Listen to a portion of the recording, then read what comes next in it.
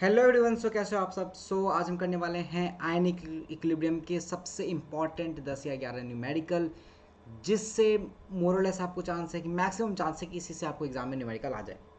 हम स्टार्ट करते हैं पहले क्वेश्चन से। जैसे कि आपको पता है सॉलिबिलिटी प्रोडक्ट केएसपी पे बहुत क्वेश्चन एकदम सबसे ज़्यादा प्रोबेबिलिटी इसी की होती है आने की। तो इस पर 2-3 टाइप के जो भी न्यूमेरिकल बनते हैं वो करेंगे। The KSP of Ag2CrO4 is this much at 298 Kelvin.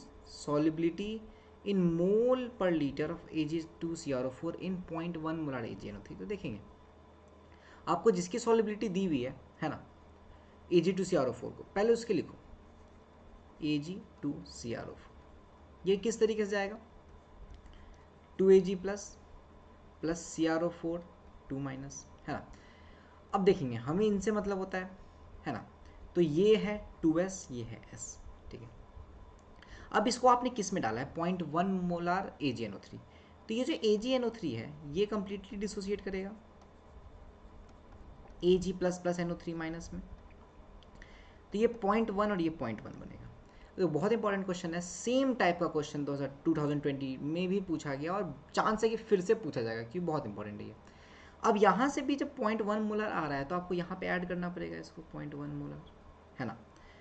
अब हम इसका अगर सॉलिबिलिटी प्रोडक्ट लिखें तो इसकी सॉलिबिलिटी प्रोडक्ट क्या होगा, KSP equals to concentration of Ag plus square multiply by CrO4 2 minus का कॉन्सेंट्रेशन।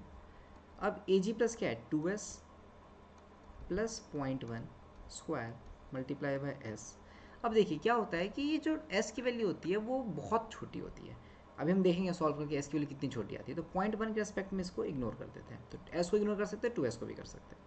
तो ये हो जाएगा 0.1 का स्क्वायर यानी 10 to the power minus 2 multiply by s। And now according to question 10 to the power minus 2 multiply by s जो हमारा K S P आया that is equals to 1.1 multiply by 10 to the power minus 12, ठीक है। ये हमें दिया हुआ है। तो यहाँ से अगर मैं s निकालूँ इसको इधर ले जाऊँ तो हमारा आंसर आ जाएगा 1.1 into 10 to the power minus 10 mole per litre. हमारा आंसर हो गया ऑप्शन बी। और हम देख सकते हैं क्वेश्चन में या सॉल्यूशन में जो हमने 2s इग्नोर किया था 0.1 के रेस्पेक्ट में, वो कितनी छोटी वैल्यू होती है। सोचिए 10 टू द पावर माइनस 10 को तो 0.1 के रेस्पेक्ट में इग्नोर कर ही सकते हैं। नेक्स्ट क्वेश्चन पे चलते हैं। A certain weak acid has a dissociation constant of this. The equilibrium constant for its reaction with strong base। देखो कोई फॉर्मूला याद करने की जरूरत नहीं है, आप एक वीक एसिड लिखो, इसका रिएक्शन करा दो स्ट्रॉन्ग बेस के साथ that is OH minus, done. ये आपको क्या देगा, ये आपको प्रोड्यूस करेगा, एसिड है H प्लस रिलीज करेगा, A माइनस होगा plus OH minus H plus इससे एक्सेप्ट करके H2O बना लेगा। अब अगर आप इसका इक्विलिब्रियम कांस्टेंट लिखोगे तो this will be nothing but A minus multiply by H2O divided by HA multiply by OH minus. हमें दिया हुआ है K दिया हुआ है तो हमें K को प्ले में लाना है ना। तो कैसे लाएंगे, तो अगर हम देखें तो हमें K को गेम में लाना है ना। तो K को जब लाना है अपने को इसके फॉर्म में तो हम सोचेंगे K क्या होता है, देखते हैं। तो K एक वीक एसिड का डिसोसिएशन कांस्टेंट होता है। तो अगर मैं यहाँ K की वैल्यू लिखूँ तो K is nothing but H plus multiply by A minus divided bye HA। तो अगर हम देखें तो H plus into A minus divided by HA, ये अगर मैं यहाँ पे ले आऊँ तो कैसे लाऊंगा, मेरे पास HA है A माइनस लेकिन H प्लस नहीं है, H प्लस नहीं है। तो मैं क्या करूँगा, मैं इसको मल्टीप्लाई कर दूंगा न्यूमरेटर में H प्लस से, ठीक। लेकिन ऐसा सिर्फ न्यूमरेटर में तो कर नहीं सकते, तो डिनोमिनेटर में मल्टीप्लाई करना पड़ेगा बिल्कुल, कोई इसमें दिक्कत की बात नहीं है। अगर मैं न्यूमरेटर में मल्टीप्लाई कर रहा हूँ तो मेरे को डिनोमिनेटर में भी मल्टीप्लाई करना ही पड़ेगा, उसमें कोई शक नहीं है, ठीक है। अब एक बार जैसे मैंने इसको मल्टीप्लाई कर दिया तो अब हम देख सकते हैं कि H प्लस इंटू ए माइनस अपॉन HA ये हमारा क्या हो गया, this has become K, done. ये हमारा क्या हो गया, K हो गया, सिंपल सी बात है। अब ये हमारा K हो गया डिवाइडेड बाय, अब देखिए इक्विलिब्रियम कांस्टेंट के एक्सप्रेशन में मेरे को H2O लिखने का यहाँ कोई नीड नहीं है क्योंकि ये तो 1 ही हो जाएगा, कोई दिक्कत है नहीं इसमें, ये तो 1 ही होना, ये क्योंकि प्योर लिक्विड है ना। तो प्योर लिक्विड है तो इसका इक्विलिब्रियम के एक्सप्रेशन में 1 ही लिखते हैं। सो H plus into OH minus is nothing but KW। अब K है हमारा 10 टू द पावर माइनस 4 और KW है 10 टू द पावर माइनस 14, तो ये क्या हो जाएगा 10 to the power 10, this is our answer. That is option C. कितने आराम से हमारा क्वेश्चन सॉल्व हो गया है, एकदम सिंपल है ना। चलिए नेक्स्ट क्वेश्चन पे चलते हैं। A certain buffer contains equal concentration of x minus N H X, के भी दिया हुआ है, pH निकालना है। इस क्वेश्चन से हमारा दो कंसेप्ट क्लियर हो जाएगा, देखते हैं। ये बफर है जिसमें x माइनस और एच एक्स, वीक एसिड और उसका सॉल्ट का आयन है, ठीक है। एसिडिक बफर है तो इसका फॉर्मूला होगा pH equals to pK plus log of salt का concentration that is x minus divided by acid that is H X. Done. अब यहाँ पे अगर मैं रखूँ वैल्यू पुट करूँ तो pK चाहिए, लेकिन pK कैसे आएगा, मेरे को K भी दिया x माइनस का। अब देखिए कॉन्जुगेट एसिड बेस है एच एक्स और x माइनस, तो इनके लिए क्या होता है pK plus pKb equals to pKw। तो pK नहीं पता मेरे को, pK भी पता है ना, K भी दिया हुआ 10 टू द पावर माइनस 10, तो pK भी हो जाएगा 10 और pKw होता है 14। तो यहाँ से मेरे को pK की वैल्यू मिल गई 4, ठीक। तो मैं इसको यहाँ पुट कर दूंगा, ये कंसेप्ट क्लियर हुआ। अब x माइनस और एच एक्स दोनों सेम है तो ये कैंसिल आउट होकर 1 हो जाएगा, तो log 1 0 हो गया, तो मेरा कितना आ गया pH 4, that is our answer A. इतना समझ में आ गया, आगे बढ़ते। Next question, find the pH of a solution prepared by mixing 20 ml 0.5 molar solution of HCl and 10 ml 0.5 molar solution of NaOH and 15 ml of water। इसको करने का सबसे सिंपल तरीका है, आप इक्विवेलेंट एसिड और बेस का निकाल लो। स्ट्रॉन्ग एसिड स्ट्रॉन्ग बेस को मिक्स कर रहे हो, आप दोनों के इक्विवेलेंट निकाल लो।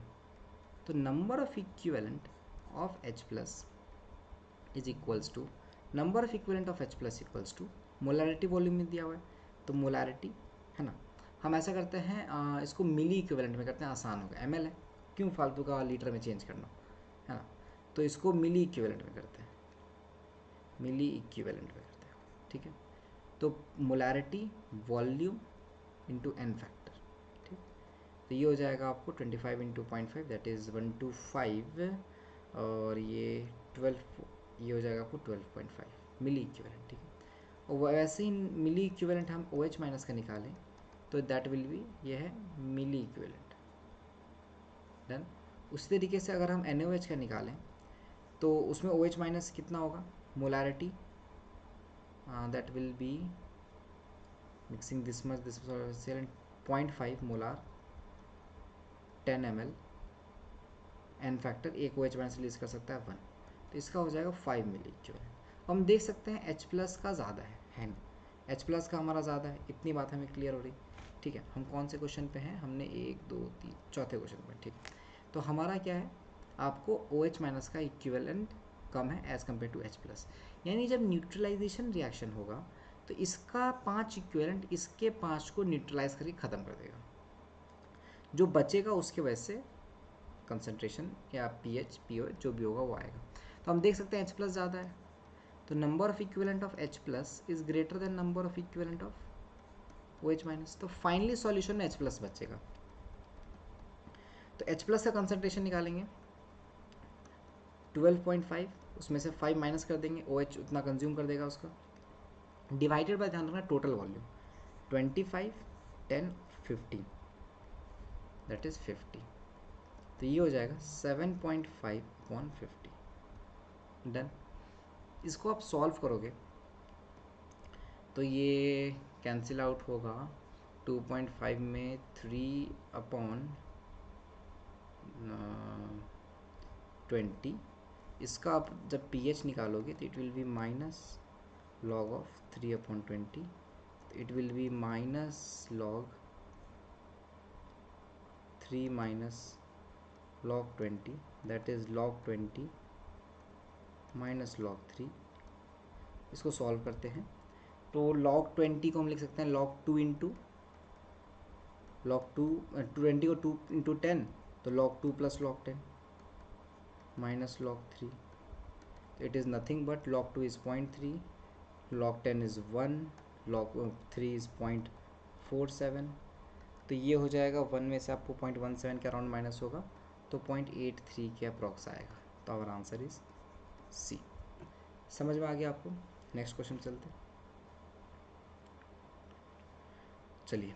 Calculate the pH of a solution of this much molar solution of BaOH whole twice if it undergoes complete ionisation. बहुत सिंपल सा सवाल है, BaOH whole twice complete ionise हो रहा है Ba2++2OH- में। तो ये आपको जैसे 10⁻³ है तो पूरा कंप्लीट आयोनाइज हुआ, तो पूरा कंज्यूम हुआ 10⁻³ और 2 × 10⁻³। तो यहाँ से हमें क्या हो गया, यहाँ से हमें POH मिल गया, पहले OH- लिख देता मैं, OH- मिल गया 2 × 10⁻³ डन। तो यहाँ से हमें POH मिल जाएगा minus log of this that is 3 - log 2। तो ये हो जाएगा आपको 2.7। तो अब हमें पता है कि PH + POH equals to PKW, जो कि KW दिया हुआ 10⁻⁻14, तो 14 होगा। तो PH + 2.7 इक्वल्स टू 14। तो PH इक्वल्स टू 14 - 2.7, तो ये 12 और 11.3। तो हमारा आंसर आ गया दैट इज़ 2। डन। आगे बढ़ते। The solubility product of BaCl2 is 4 × 10⁻⁹ what will be its solubility in mole per litre. ठीक है, सॉल्युबिलिटी प्रोडक्ट दिया हुआ है BaCl2, ये डिसोसिएट करेगा आपको Ba2+ 2Cl- में S और 2S। तो इसका अगर हम KSP लिखें तो S × 2S, और यहाँ पे कोफिशिएंट 2 है तो स्क्वायर हो जाता है 4S³। According to question this is equal to this much. S की वैल्यू आ गई 10⁻³ दैट इज दिस। आगे बढ़ते हैं 7th क्वेश्चन पे। In the hydrolysis equilibrium this is, ये गिवन है B+ का द हाइड्रोलिसिस कांस्टेंट। तो देखो ये आपको वीक बेस का हाइड्रोलिसिस दिया हुआ है B+H2 गिविंग BOH H+। आप इसको जैसे चाहो फॉर्मूला याद कर लेते हैं बच्चे, KW/KB है ना, KW/KB, तो वहाँ से 10⁻⁻14 / 10⁻⁵, तो 10⁻⁹ हो गया। लेकिन इसको एक और तरीके से कर सकते हैं, प्रॉपर मेथड, जो आपको अभी पहले भी बताया आपको एक क्वेश्चन में। This is nothing but equilibrium constant will be B+, sorry not B+, वो तो रिएक्टेंट में है,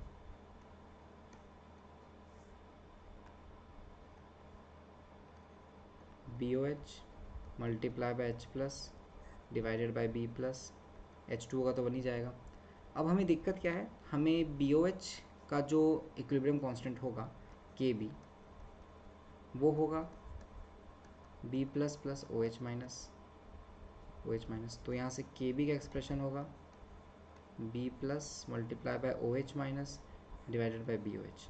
तो हम देख सकते हैं हमारे पास B+ और BOH है लेकिन OH- नहीं है, तो यहाँ मैं OH- से मल्टीप्लाई कर दूँ तो ये बन जाएगा मेरा काम, है ना, 1/KB। लेकिन सिर्फ डिनोमिनेटर में तो कर नहीं सकते, तो न्यूमरेटर में भी करना पड़ेगा।